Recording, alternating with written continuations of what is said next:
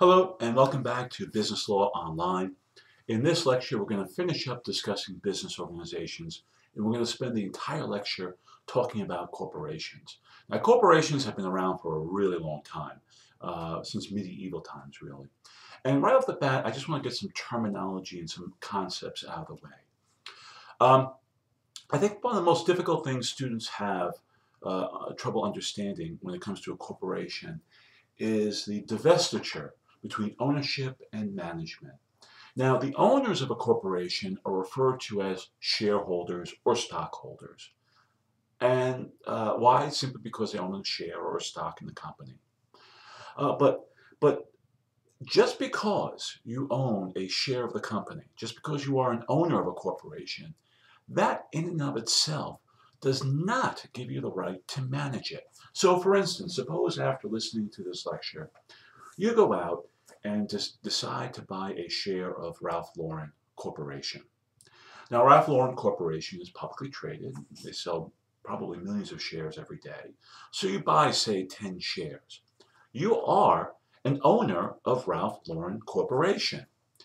But that doesn't give you the right to walk into Ralph Lauren's office and tell him, I'm not happy with the direction of the company. You need to change it. No, that doesn't give you that right.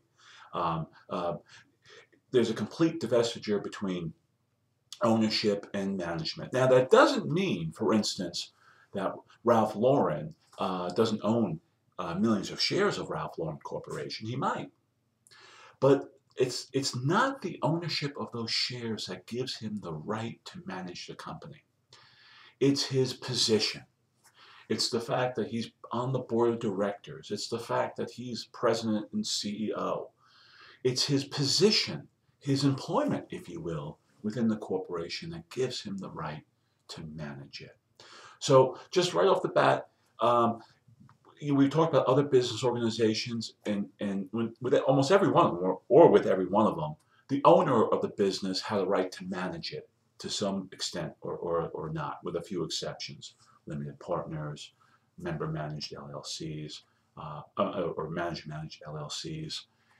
But basically, with the other business organizations, the owner had a right to manage it. It's not the case with corporations. So that's something you got to keep in mind when dealing with corporations. Now, there are two types of corporations as far as we're concerned. There are S corporations and there are C corporations. Now, C corporations are huge. Like Coca-Cola, Ralph Lauren, and other publicly traded corporations, where you can buy shares of the corporation on some kind of public stock exchange, like the New York Stock Exchange, or the London Stock Exchange, or the DAX in Germany, or something like that. Those are C corporations. They're huge.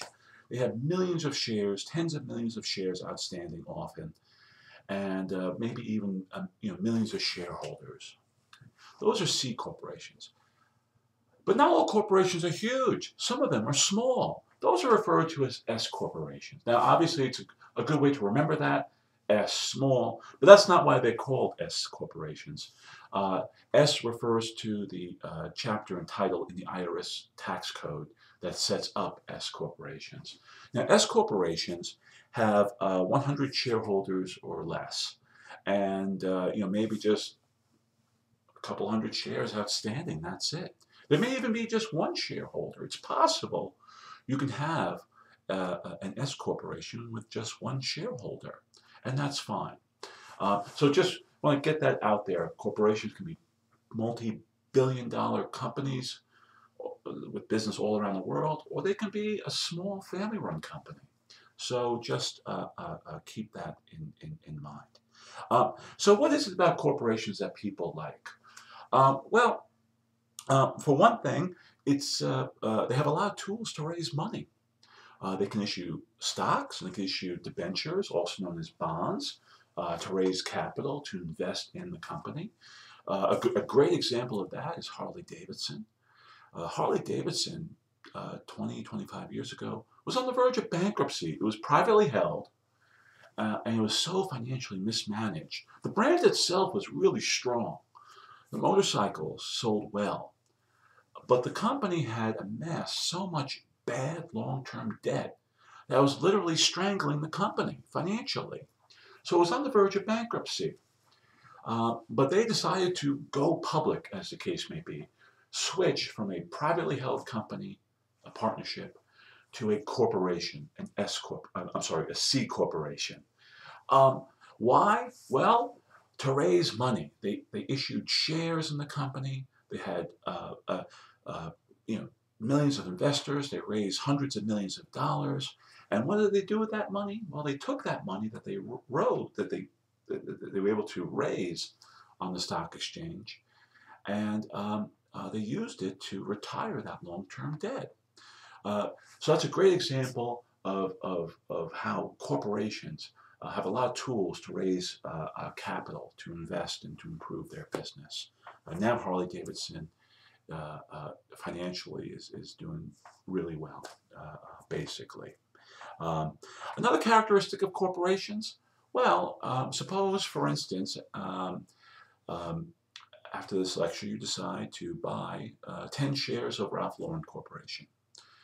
Well, what if Ralph Lauren the next day goes bankrupt? What about the creditors? Can they go after you for the debts of the corporation? No. There's limited shareholder liability. Shareholders' liability is basically limited to their capital investment, the capital contribution, the shares they own. So right off the bat, two big advantages of a corporation: they got a lot of tools to raise money and limited shareholder liability. Also, especially with respect to C corporations, ownership shares are freely transferable. If you bought 10 shares of Ralph Lauren Corporation in the morning, you could sell it in the afternoon if you wanted to. Ownership is freely transferable. Corporations go on forever. If a shareholder dies, the company continues. The shares are personal property, and the shareholders' heirs get those shares. So the corporations can go on forever. I once had a client, a publicly traded insurance company, not AIG, that had been around since before the Revolutionary War, the American Revolution. Obviously a really strong company. Unfortunately, after they became my client, they were liquidated, which is another term for bankrupt. Not because of anything I did, but they had had problems for a long time before they became my client. But in any event, corporations have perpetual existence. And fourth, there is centralized management, which you know where the decisions are coming from with a corporation. On the one hand, you have the board of directors. Now, the board of directors, they handle the long-term planning of a corporation. What businesses to go into, what businesses to pull out of, what countries to go into, what countries to pull out of. Then you have the officers and the directors. So you have the board of directors, then you have the officers, the senior officers, like the CEO, president, vice president. What do? They carry out the day-to-day operations of the corporations. They carry out the long-term plans of the board of directors on a day-to-day basis. So board of directors and the officers, they're basically just employees of the corporation. So that's something you got to keep in mind. Now, we covered this before. Shareholders, stockholders, they're the owners of a corporation. Really important. Now, when it comes to forming a corporation, there's a lot that goes into it. First thing you have to do, particularly if it's going to be a publicly traded corporation, is you have to select a state to incorporate in. Now, as I mentioned before in the other lectures, business organization formation, those laws are state laws. So and also regulation, the regulation of business organizations, those are also state laws. So the state that you decide to incorporate in, that becomes the corporation's home state. So if there is litigation involving that corporation, there's a very strong chance that the laws of that state will govern that corporation. With that in mind, Most publicly traded corporations in the United States select Delaware. Why Delaware? Well, Delaware is viewed as being very management friendly. They give the board of directors, the officers, the management a lot of deference when they make corporate decisions.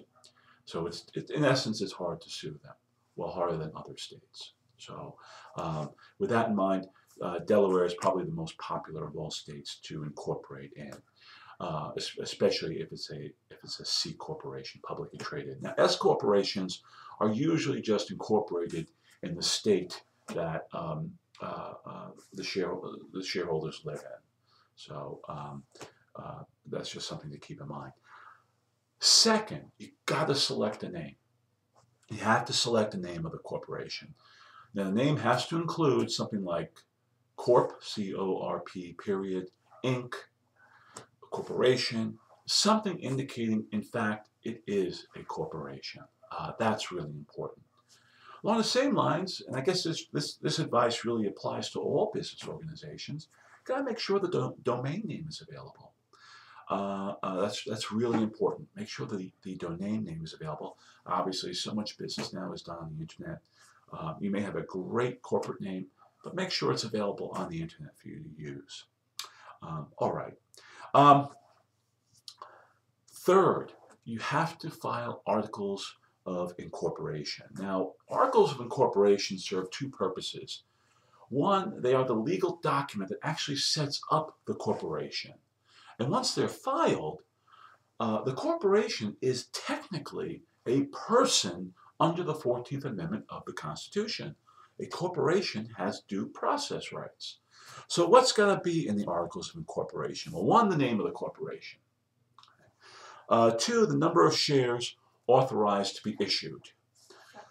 Three, the address of the corporation and the name and address of an agent designated to receive process. In other words, if you want to sue the corporation, you have your summons and complaint in hand. Who do you give that summons and complaint to? Who is the agent of the corporation? So the address of the corporation, the name and address of an agent to receive process, plus the name and address of each incorporator. The Articles of Incorporation can also serve as the governing document or a governing document of the corporation. So it could include, for instance, the purpose of the corporation. If you're going to do that, again, keep it broad. Regulations concerning corporate affairs. The duration of the corporation could be perpetual, doesn't make a difference. And anything else that the incorporators want included in the Articles of Incorporation. All right, once the Articles of Incorporation are filed, you have a corporation. But the work has just begun. Your next step is to hold an initial organizational meeting. And this is where the incorporators get together and they set up the corporation, so to speak. The first thing they do is they adopt bylaws. Now, bylaws are also a governing document for the corporation. Now, bylaws do not have to be filed. Articles of Incorporation have to be filed with the state. Bylaws do not. So what's typically in the bylaws? Well, one, the time and place of annual shareholder meetings. Once a year, you have to have a shareholder meeting. Berkshire Hathaway, the company, the publicly traded company of which Warren Buffett, the world's greatest investor, is founded. They have their shareholders in Omaha, Nebraska. Warren Buffett decided as a young man, he was working in Wall Street, and he thought there were too many distractions in New York City, particularly for a young man, and he wanted to be left alone.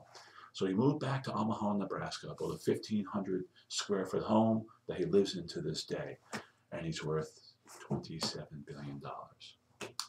But anyway, once a year, Berkshire Hathaway, the shareholders all go out to Omaha, Nebraska for their annual shareholder meeting. How to call special shareholder meetings.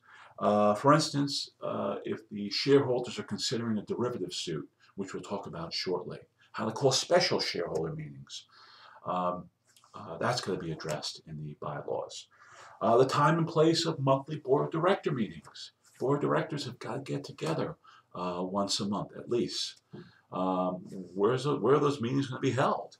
How to call special meetings of the board of directors, perhaps to defend against a hostile takeover or defend against a lawsuit.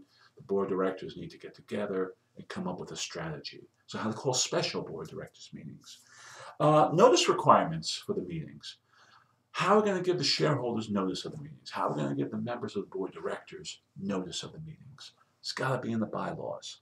Now, this next item that should be addressed in the bylaws, quorum requirements for board of directors and shareholder meetings. What's a quorum? Well, basically, that means how many people need to show up for you to have a binding meeting. So, for instance, suppose there are 10 members of the board of directors. Now, it's not uncommon. It's tough to get 10 people together at any given time. People have conflicts and the like.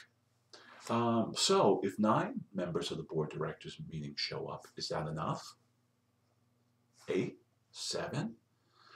In other words, what is the quorum requirement for a board of director meeting? How many of those board of directors need to show up at the meeting for there to be a legitimate board of director meeting where they can make binding decisions? Same thing with respect to shareholders. Now, shareholders, it's not each individual shareholder. Shareholders' right to vote is determined by the number of shares they own. So you can have one shareholder with 1 million shares or one shareholder with 1 share. The one with 1 million shares has 1 million votes, obviously. So quorum requirements for shareholder meetings. How many shares have to vote at the shareholder meetings? Not shareholders, shares. But that goes again to quorum requirements. The vote necessary, another item that should be addressed in the bylaws, the vote necessary for corporate action. How many votes from the board of directors do you need? How many, what about the shareholders? How many do you need? Another item that should be addressed, the duties of corporate officers. First off, what kind of corporate officers are you going to have? President, vice president, treasurer, and what are their responsibilities going to be? Another item that should be addressed in the bylaws, if board directors, they can be organized into committees. So the formation of committees of the board of directors. So these committees, they can handle smaller issues that don't necessarily need the attention of the full board of directors. So if the board of directors wants to organize itself into committees, that should be in the bylaws. Another item that should be in the bylaws, corporate records. Where should they be kept? And related to that, another big issue is director and shareholder rights to inspect corporate records. So that's an issue that should also be addressed in the bylaws. Finally, the procedure for transferring shares. If it's going to be publicly traded, what stock exchange?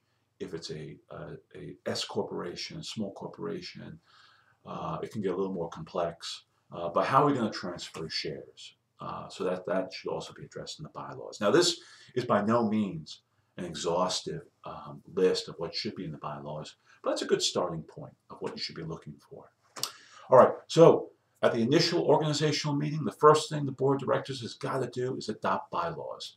The second thing is accept the share subscription. Who is actually buying in? If it's a publicly traded corporation, you have an initial public offering. Who are your shareholders? You got to accept them in. 2, you have to authorize the issuance of the shares. So you've accepted the subscription.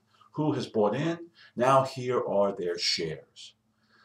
3, and you should probably do this before you do that, those 2 items, approve the form of the stock certificate.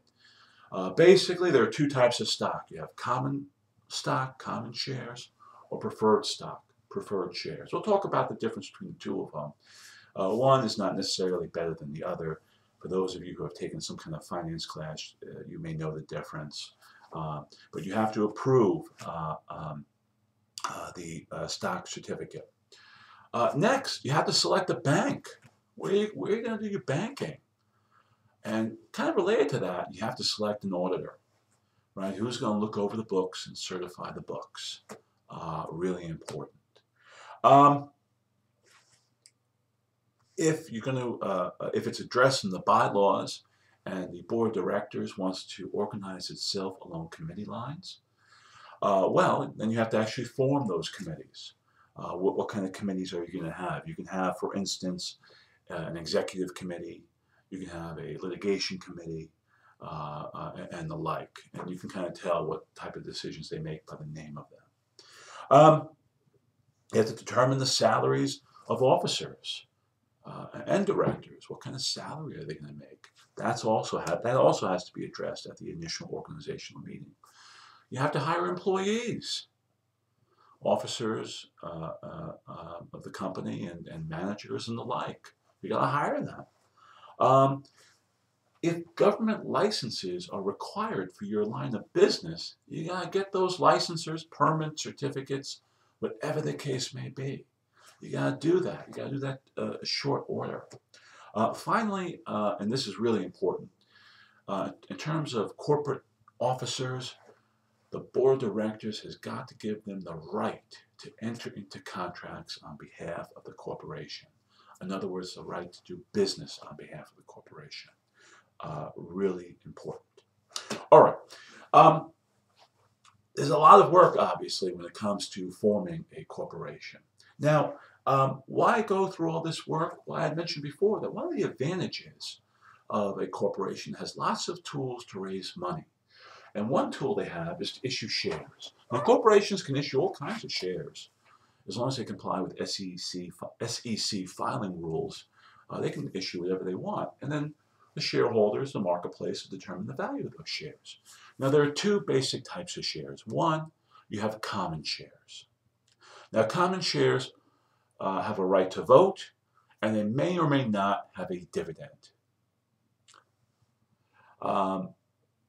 Basically, if the common share does not have a dividend, you're hoping to make money how? In terms of a capital gain. You buy the common share at $10 a share, it goes up to $15 a share in a year. You've made a 50% capital gain. Doesn't pay any dividend, but that's what you're looking to do. Now, a common share can pay a dividend. There's no rule that says it can't. It's just really up to the corporation, the board of directors and the officers, whether or not they will pay a dividend, usually the board of directors. The other type of share is a preferred share.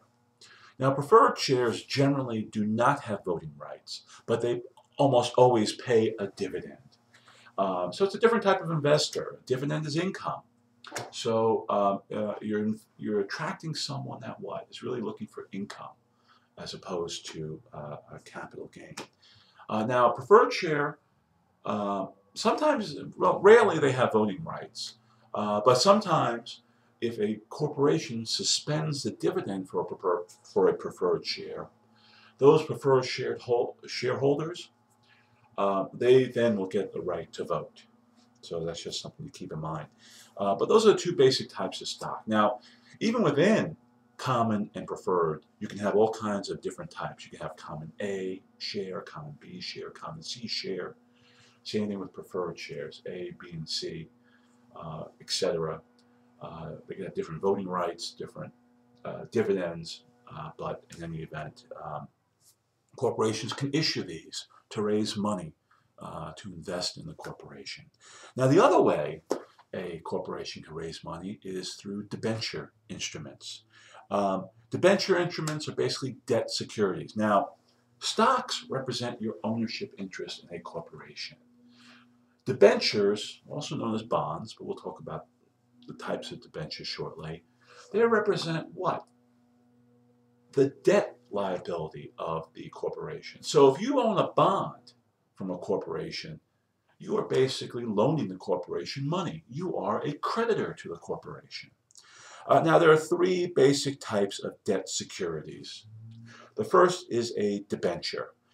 That's a long-term unsecured debt based on the corporation's credit history, basically a credit card. Two, you have a bond. That's a long-term secured debt. What does it mean to be secured? There's some kind of collateral underneath that debt that secures it to make sure the principal is going to be paid. It could be, for instance, real estate or inventory or something like that. 3, there are notes. And those are short-term debt instruments, less than 5 years, and they can be secured or unsecured. So those are the 3 basic types of debt securities: debentures, bonds, and notes. Again, corporation has lots of tools to raise money, lots of tools to raise capital, to invest in the company. All right. Now, I mentioned before that shareholders, generally speaking, do not have any managerial rights, and that's true. But they do have some rights. They do have some powers. First, they elect the board of directors. So that's a pretty important power. They do elect the board of directors, who then set the agenda of the corporation, long-term goals of the corporation. So they do elect the board of directors. Second, shareholders oftentimes have preemptive rights.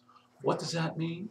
Well, suppose a corporation has decided to issue new shares. Now, if you're an existing shareholder of a corporation, by that corporation issuing new shares, they have, in a sense, diluted your ownership interest of the corporation. So suppose, for instance, there was 1 million shares outstanding. You owned 100,000 of those shares. The corporation decided to issue another 500,000 shares. Well, before you owned 10% of the shares. Now you're down to roughly 7.5%. Preemptive rights give the shareholder the right to purchase those additional shares. So if the corporation is going to issue another 500,000 shares and raise the total number of shares from 1 million to 1.5 million, if you own 10%, you get a right to buy 10% of those newly issued shares. Preemptive rights. Shareholders also have a right, if it's given, if they have it, to receive dividends. They also have a right to bring derivative lawsuits. What is a derivative lawsuit? Well, that is when a group of shareholders have determined that the board of directors is not acting in the best legal interest of the corporation. So they bring a lawsuit on behalf of the corporation directly. Really important, really important. So those are some of the powers and rights of a shareholder. Now, I explained earlier that one of the things that shareholders like about being a shareholder is that they have limited personal liability. And that's true. If a corporation is sued and they're debtors, those debtors cannot go after the shareholder individually. They can go after the corporation, go after corporate assets, but they can't go after the personal assets of the shareholder. That's called the corporate veil. Now, now the whole idea of a corporation, as I mentioned before, a corporation is a separate, legal, distinct entity. They are their own person, so to speak, although obviously they're not. But from a legal point of view, they're their own person. A corporation makes its own decisions through its board of directors and officers. A corporation owns its own property. A corporation enters into its own contracts. A corporation commits torts. Now, the individual shareholders are not liable. If there's any liabilities from those actions, the individual shareholders do not have personal liability. But what if, particularly if it's an S corporation, the shareholder, now S corporation is a small corporation, usually family run. What if the shareholders are starting to treat corporate assets like personal assets? They're not treating them like the assets of the corporation. They're treating them like the assets of the individual shareholder. Well, it's arguable that any debtors might be able to, quote, pierce the corporate veil. Piercing the corporate veil. What does that mean? That means the debtors, the creditors of the corporation, can not only go after corporate assets, they can go after personal assets of the shareholders. Generally speaking, there are a couple of instances where that can happen. One, fraud, where the shareholder through the corporation has engaged in some kind of fraud, defrauded a stakeholder of one kind or another. Then at that point, those stakeholders, whether it be creditors or whatever, can go after the individual shareholder. Two, there is a commingling of corporate and personal assets.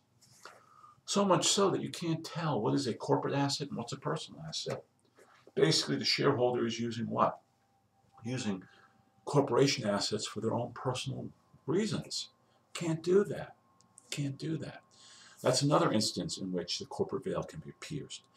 And finally, the corporation was undercapitalized or underinsured, so much so that the corporation could never pay its creditors. Well, what does that mean exactly? Well, here's an example. I had a client once, landlord, wanted to buy buildings. Fine. I advised that client, you gotta get insurance. You gotta get insurance for that building, because what happens if you're sued? You want to make sure that there's insurance there to protect your asset. Fine, I'll get insurance. That's what the client said. Are you going to rent it? I asked the client next, are you going to rent the children? Yeah, I'm going to rent the children. That's what the client said. Absolutely. You need to get lead paint insurance. What do you mean I need to get lead paint insurance? Children have a habit of eating peeling paint. A lot of that paint is lead-based. It's sweet. It's kind of like it's got like a candy type of texture to it. Lead is a toxin. Lead has been linked to numerous mental and physical developmental problems in children. If children are ingesting lead in one of your apartments, the landlord, you, can be sued. You have to make sure that your insurance covers that type of lawsuit. The response I get from the client, lead paint insurance is expensive. I said, I know it's expensive, but if you don't have it, you could be sued, and what? Your corporation could be underinsured. You had an option to buy insurance, but you didn't. Now the corporate veil can be pierced, and any creditors, for instance, a plaintiff with a judgment against you, can go after you personally. So the corporate veil, it protects shareholders, but it can be pierced for fraud, commingling of assets, or underinsured or undercapitalized. All right, we're just about done. Just a few notes. I mentioned before, the board of directors, they're responsible for like the big decisions of the corporation. They meet once a month. Officers, they carry out those decisions day to day. It's just important to keep in mind. Corporate officers include president, vice president, CEO, secretary, treasurer, etc. Now, the thing about a corporate officer is they owe loyalty, a duty of loyalty to the corporation. And in a sense, it's like a fiduciary duty. It is really a fiduciary duty. What does that mean? That means when an officer is acting on behalf of a corporation, they have to subordinate their personal gains, their personal benefits for that of the corporation. Next, they owe a duty of care to the corporation. What does that mean? That means that the corporation, that the officers have got to do their due diligence. If they're going to make a decision on behalf of the corporation, they must do their due diligence. They have to research the decision. Why are they doing what they are doing, and have they properly documented due diligence or duty of care? All right. That's it for corporations. That's it for business organizations. Generally, keep up to date with these lectures and take good notes when you can. And please email me any questions. Have a great day.